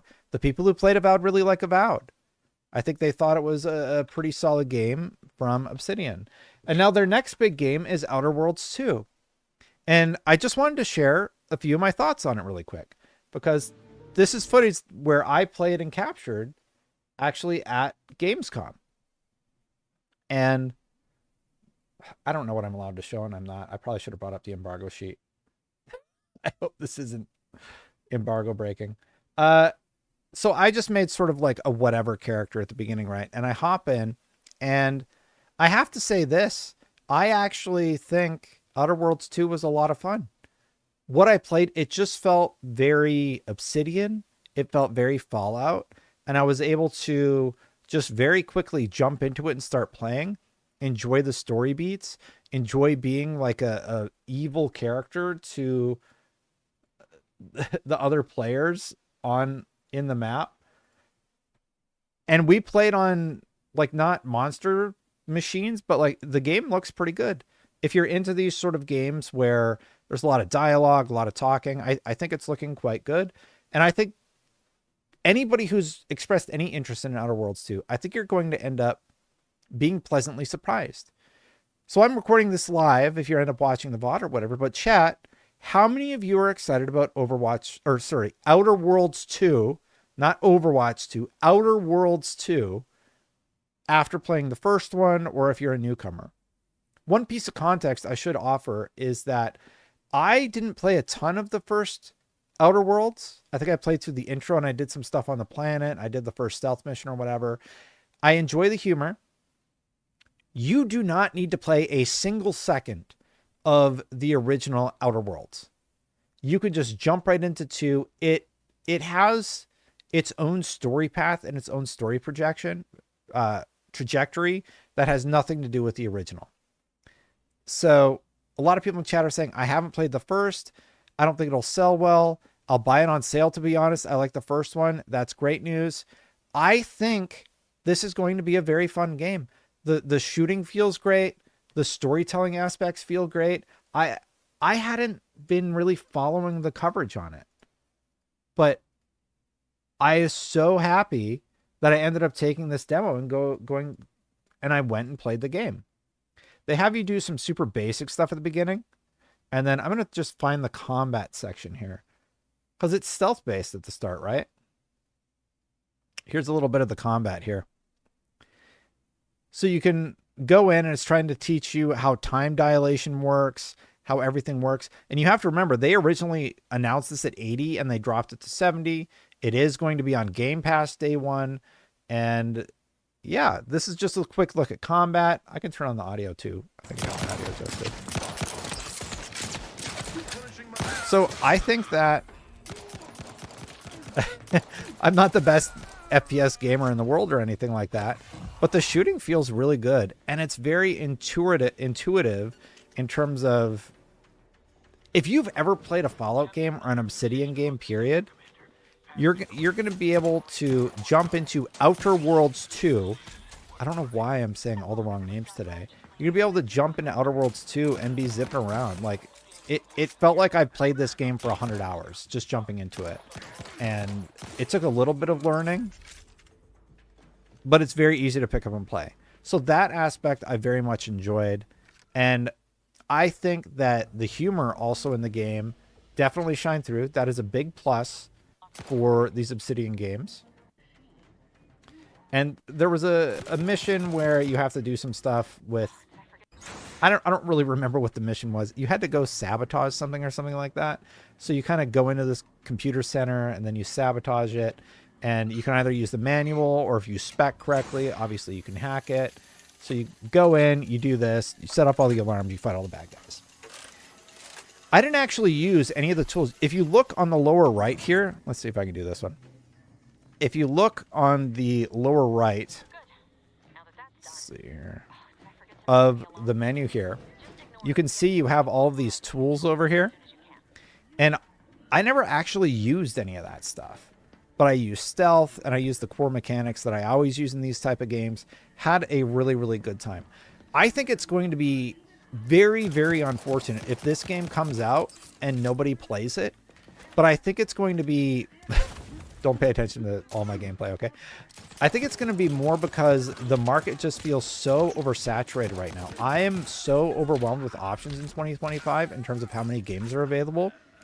I do wonder if Outer Worlds 2 is going to be one of the games where people just don't have time to get to it. They're going to be playing Borderlands. They're going to be playing all of these other games. And I think that's just a problem that the industry is going to run into. I don't think I can show this part. That the industry is going to run into in the years to come. Well, that's sort of my take on it. The demo was pretty short. I think other people have done a preview of this game and talked about a lot of this. But I figured I would just show off some of the gameplay and talk about the fact that every time I think about it, I'm actually really looking forward to this game now. My head's cropped up. I'm genuinely excited to jump into Outer Worlds 2, and I just want to give it a little bit of props. Xbox brought me in. They let me play the game when I was at Gamescom. Shooting feels great. Hacking feels good. The humor is there. Every little aspect that you would want from a game like this, you're going to find it. So I hope it ends up getting a little bit more flowers than it originally was getting, because I have not seen any buzz about this game. Chat, like, do you feel like this is going to be a big hit? I feel like I just don't see anything about this game. I don't see people talking about how excited they are about it. I don't feel the hype for it. And maybe I'm way off base on that, but having played it, I think it's a really fun game. I think it's a very fun game, and I do think that people who are looking for something like this, I think they're going to have a good time. The reputation of Game 1 is not helping. Game 1 was popular, though. The people who played the Outer Worlds, they really enjoyed it. It was short. It's going to be just okay and fun. I would say it's going to be good and fun. But I think the market problem is going to be, do I get this other game, Outer Worlds 2? Oh, the game audio is in the background the whole time. Sorry. Do I get this other game, the Outer Worlds 2? Or do I play Dying Light the Beast? Or do I play any of these other games that are available, right? And the answer more often than not is going to be, I would rather play one of the 100 other games that are on the market right now, because there's so many of them. Anyway, that's my thought on it. I'm a little bit worried about Outer Worlds 2. I think that it's a great game. I hope that more people end up playing it. First game had very positive reviews. I think if you like the first game, you're really going to like the second one. If you haven't played the first one, you can jump right in on the second one. And I'm a little unsure about what's going to happen with this title, because there are so many other games competing with it right now. We're spoiled, as somebody said in chat, in terms of options, including this particular entry. Another game I didn't get to talk about, we're going to get to here in just a second. Actually, I'll probably clip that. We can post that throughout the week. But anyway, one of the other games that I got to see at Gamescom that I have not had a huge opportunity even to talk about is High on Life 2. Now, I played the original High on Life. It was totally on a whim. It is from Squanch Games, and I had a great time with it. Now, High on Life 2 is coming out early next year, and I've actually been sitting on this gameplay since Gamescom because my gameplay capture got messed up. And I just want to show one of the moments that really does a good job of highlighting the humor that is on display for the game. We're actually repairmen sent here to fix the elevator. What? Really? Why didn't you say sooner? Get in there. I've been waiting all day for you. So obviously you're trying to sneak into a level here. You got no idea what's wrong with it. And I just ran past this guy. Are you guys okay? I think so, but we're stuck. I told you guys this thing was a death trap. I knew you had no idea what you were doing. Hold on. Hold on. Let me see if I can help. God, I'm gonna lose my job. Okay, let's see. We'll try a system reboot. Go push the up button down and hold it down until I tell you to stop. And whatever you do, wait, I didn't finish giving you the instructions yet. God, I'm gonna lose my job. Okay, let's see. So this whole elevator sequence it's very funny because they're joking about like video game tropes. They're really throwing you for a loop in terms of like what you're supposed to be doing, and I love it. System reboot. Go push the up button down and hold it down until I tell you to stop. And whatever you do, don't jump or shoot anything. This thing's barely holding on by a thread. That's great. Now keep it held down. Trust me, it just needs a few seconds. Great. Now I need you to keep it held down and press the down button as well with your other hand. It's the same button. Press them both at the same time. So you can't do it. Like, you're not able to. What's wrong? You can't press both buttons at once? Oh my god. Is it because you're holding that stupid talking gun? Hey, watch it! They never put us down unless they absolutely have to. Fine. Then we're gonna have to get into the electrical pen. You got any tools to pry it open? Yeah, I'm a helpful tool. Nice work! Okay, now do you see the button in there? I need you to press it once, then count to exactly 20 seconds and press it again. You got it? Okay, perfect. 1. It's really silly. 2, 3. Oh, sorry. I'll just let you count. Remember, I hit it know and it's rate very at 20 campy seconds. and everything. Some people in chat don't Probably like at it. 9, right? 10. I really like Okay. this, and I appreciate this humor. How are you doing? It hasn't been 20 seconds yet. Oh, phew. We got lucky. It didn't break yet. Let's try that again and be extra certain you've counted to 20. You guys don't this like it? time. I thought it was great. I think people that like this game are really going to appreciate it. Okay. Long story short, eventually you get the elevator to work, and then you end up killing all the engineers, and then the guy freaks out and everything like that. There was another part, though, later in the game where you actually have to hack your suit and do a factory reset, because one of the characters actually get inside of your suit and they start jumping around, human. You think anyone will messing with everything? Your kind after this? So you do a factory reset. If you want me, you're gonna have to reset everything. Your move, human. Oh no, this and is they bad. actually This got is the really license. bad. The only way to get him is to click it. So you do a factory reset, and then you boot up into Bible Adventures. And this was such a trip for me because during the events, this just happened organically. You end up having to play Bible Adventures, and long story short, my dad is super religious, and when I was a kid, they didn't like that I was playing like all of these violent video games and stuff. No joke. They actually bought me Bible Adventures, and I asked the team about it. I'm like, how is it Bible Adventures of all of the games that you could have got?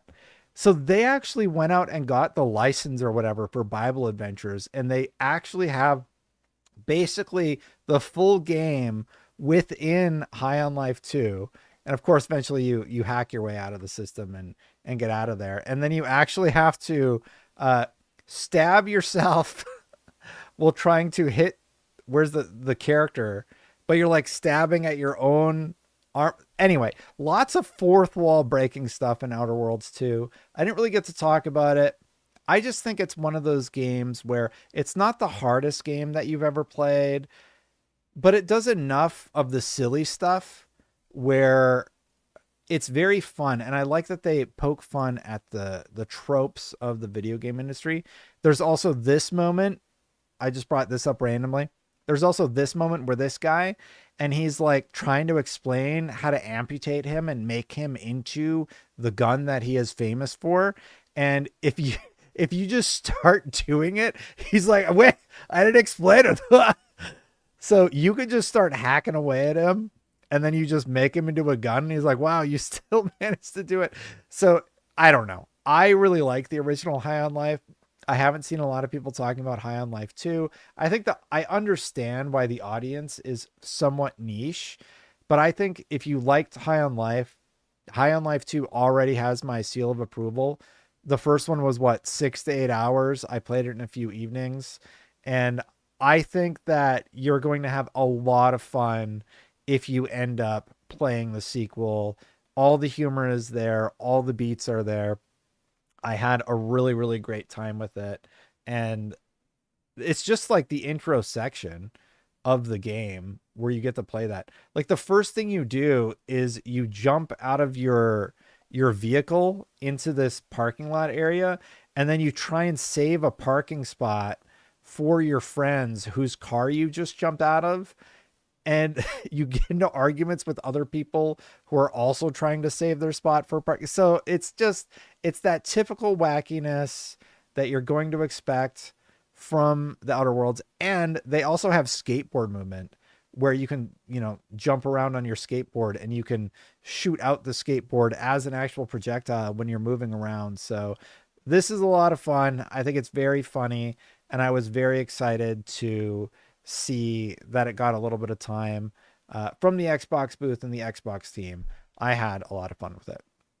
So out of all the games that Xbox has coming, I think that one is really intriguing, and I do think that I am going to have a good time with it.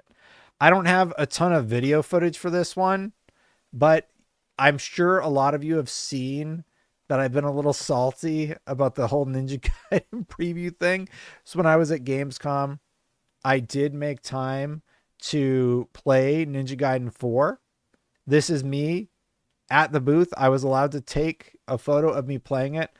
Ninja Gaiden 4 is another one from Xbox that I am very excited to play.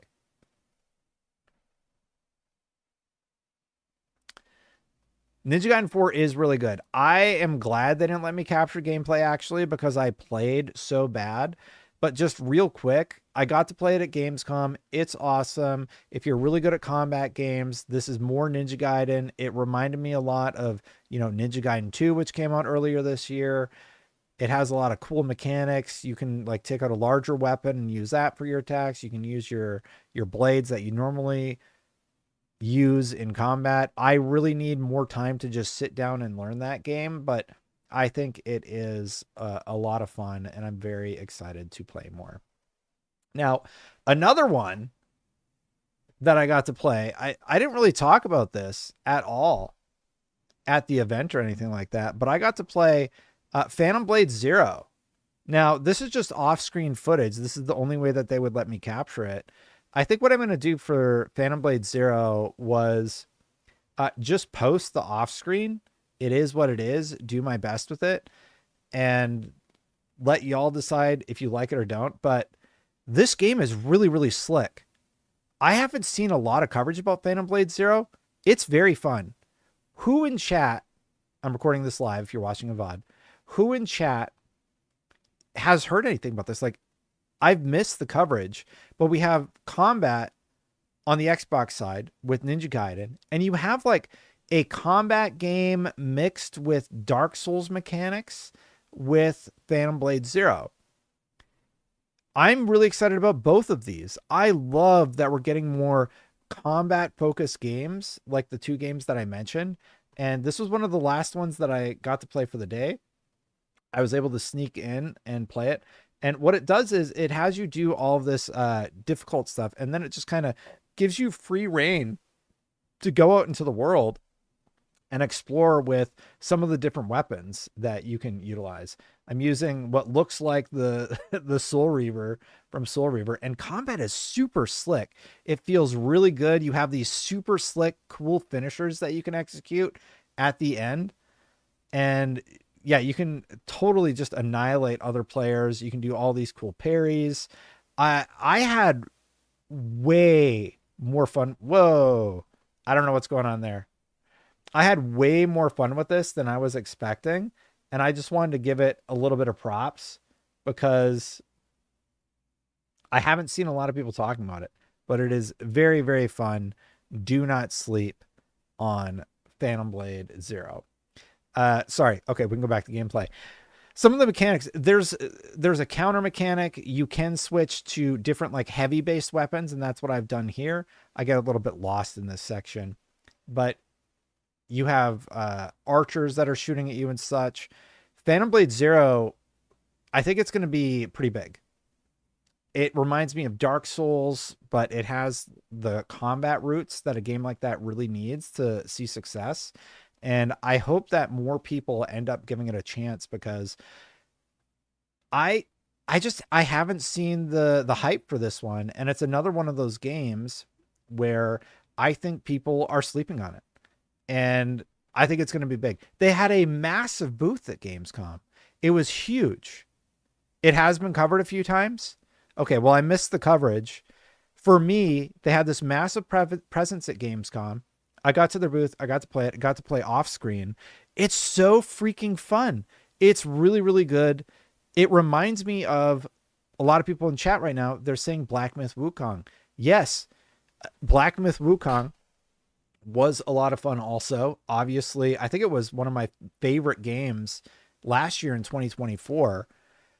If you feel like it looks slow, that's because this is off screen recorded around 24 FPS or yeah, it was 24 FPS because my phone was dying and I didn't expect to get disappointment. It was sort of like a Hail Mary where I came in and I just said, "Hey, can I play this?" And they said, "Sure." I assure you, it feels much more fluid in person. It feels very slick. If you do feel like it is slow, that is because of how I had to record it. I just heard from chat that some people have played it. I was at the event with some people who make TikTok, and they also did previews of it. And they said, yeah, people should be very hyped for this one. I hope to see more coverage for it. I think it's going to be a big game. Black Myth Wukong was a fantastic game.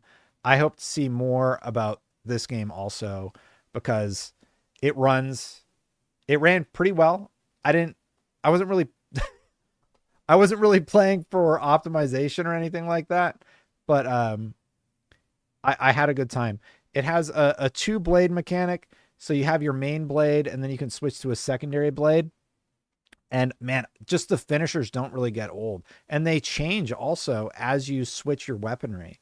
So these were some of the blades available in the build that we happen to have, and I just switched it up just to see how some of the other weaponry performed, and it was a great time. I had, oh yeah, the wall running stuff. Unfortunately, this demo will cut out before it ends, but I end up fighting this big boss character at the end, and then I had to go to something else or something. But I ended up getting through the boss gameplay. The boss gameplay is also really slick. I think I did notice some performance stuff, obviously, in that section, but this is a super early build. I think it comes out in 2026. Phantom Blade Zero, don't sleep on it. Do not sleep on this game. I think you are going to end up liking this a lot more than anticipated. And if what I've played is any indication, I think this could be a big game next year. I think it could be a big game next year, and it's definitely going to be one that I'm going to play. If this is a 2026 game, it will be on my radar and probably something that I end up playing more than I anticipated, because I hadn't really heard of it until Gamescom. And that's why they do these events, right? So I go to Gamescom, I play Phantom Blade Zero, have a great time, and I hope other people get to experience it, because it is a lot of fun. And the last one, Ventura says, Asmongold made a video on it 7 months ago, and 1 month ago, I wonder if that was like a Gamescom build or something. Anyway, great game, highly anticipated. It's feeling really good. I can't wait to play more. That's basically a day one for me. That is definitely a day one that I will probably want to check out. So that's my hot take on that one. Continuing on, there was one other game that I played at Gamescom.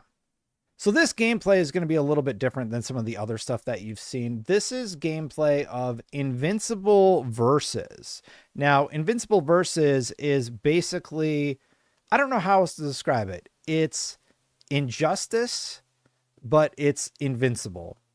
It's part of this resurgence of fighting games that sort of came out of nowhere. And I got to sit down with Mike Willett, one of the main people working on it. And he was just sort of showing me some of the combos, how the game actually functions. This game is so good. It has dial combos for your basic players, and it has more complicated stuff for players who are looking to play at a higher level. You are able to do level transitions. You're able to do all sorts of stuff that you would expect from a fighting game like Injustice. That's the big comparison that I can think to make it off the top of my head.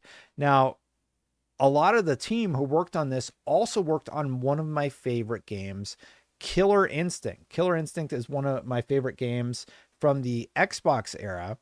And a lot of the same team who worked on that also got to work on this. There are big finishing moves that you can do at the end, and obviously there's tons of gore.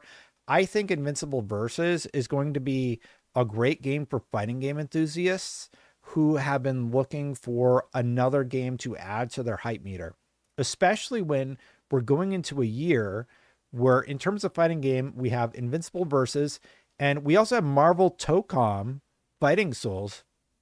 I got to play Marvel Tocom during the closed beta or whatever, and we were allowed to talk about it.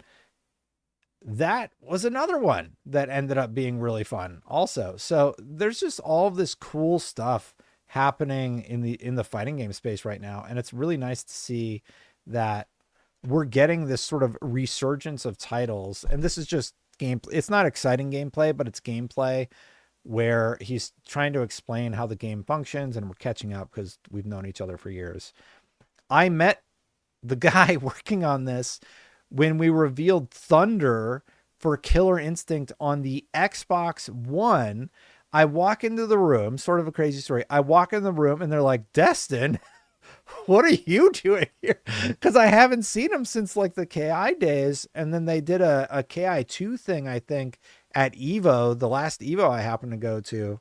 And I think that's the last time I see him. So I walk in and I didn't know it was him. So it was just sort of this crazy fun moment where we got to sit down, talk about Invincible Versus, talk about the fighting games that we love. And this is one where I am very excited about what they're building towards, how they've improved the combat systems.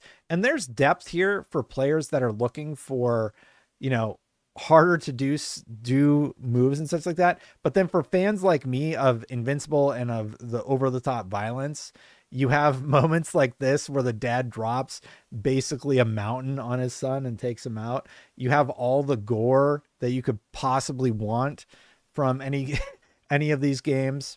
And that's obviously Grayson, beating up his dad, doing the whole Ryu uppercut thing. I think it's going to be more popular than expected. I'm very excited about it. It's feeling really good in terms of combat, in terms of flow. Obviously, if you're into the gore stuff, there's plenty of the gore for those who are into gory executions and everything. But yeah, they're really nailing a lot of the stuff that I look for in a fighting game. You have the fan service for fans that love Invincible. You have the over-the-top stage transitions where you transition to a different part of the stage. You can do that only one time. You have over-the-top finishers that you can do if you're victorious. It's super gory. It is really, really fun. Robbo says, hi, Destin. Hi, chat. Hey, Robbo. Good to see you. I'm very excited about Invincible Versus. I am very excited about 2026 in terms of fighting games and what we can expect from fighting games. And it only seems to get better and better the more I hear about what we are going to be playing next year. Adam Eve seems great. I really like what they've done with all the characters. We also got to look at Rexplode a little bit. Obviously, you can tell the player playing terribly is me. He's trying to teach me about what to do in certain situations, and I'm failing terribly. But very, very fun game. Another one I'm really, really excited about. Don't sleep on Invincible Versus for 2025. Those were just some of the games that I got to play at Gamescom, though, that I just have not had the time to talk about. So hopefully that gives a little bit of context about just the amount of stuff that has been available to play lately. I think it's really good. And I'm very excited that we have so many exciting fighting game properties coming out or announced for the coming year. I think this is going to be a good one. I think people are really, really going to dig it. Capcom's got some great stuff coming. The Invincible Versus team has some great stuff coming. Marvel Tocom from Arc Systems also is looking great. Maybe next year is going to be the year of fighting games. And with that, I'm kind of at the end of the live stream. Did I miss any news that you would like to hear my opinion on? Let me know about it in the comments. Otherwise, I think I'm going to sign off for the day. Go spend some time with the fam. A little bit of a longer stream today. We went for 2 hours and 6 minutes. Thank you for hanging out. I do greatly appreciate it. I missed a week, so thought I would come back, give you a little bit of a longer stream this week, and I do appreciate you watching.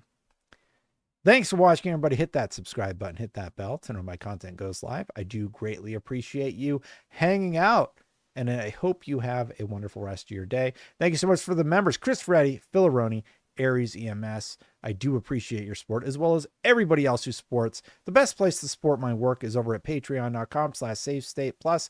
If you are on YouTube, hit that like button, consider subscribing. I'm going to get out of here, but before I go, check out this other video where I talked about something vaguely related to this video. Thank you so much, everybody. I'll see you for now. Bye.